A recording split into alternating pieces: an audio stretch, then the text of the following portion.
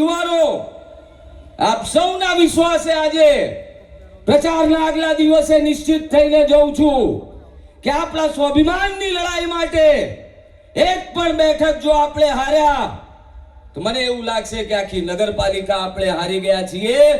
સવારે 7 વાગ્યાથી મતપેટીઓ છલકાવી દેજો અને 28 તારીખે અમારા અનેક યુવા નેતાઓ ચૂંટણી લડી રહ્યા છે, અમારી અનેક બહેનો ચૂંટણી લડી રહી છે, અમારા અનેક વડીલો ચૂંટણી લડી રહ્યા છે.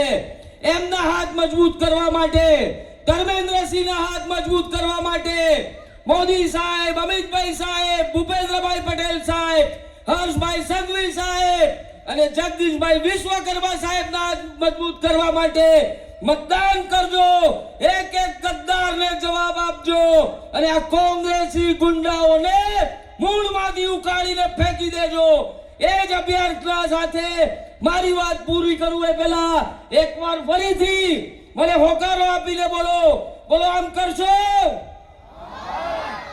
આ બાજુથી કરશો, ગદ્દારોને જવાબ આપશો, એમને રસ્તો દેખાડશો. તો એક સાથે બધા જ બોલીશું ભારત માતા કી.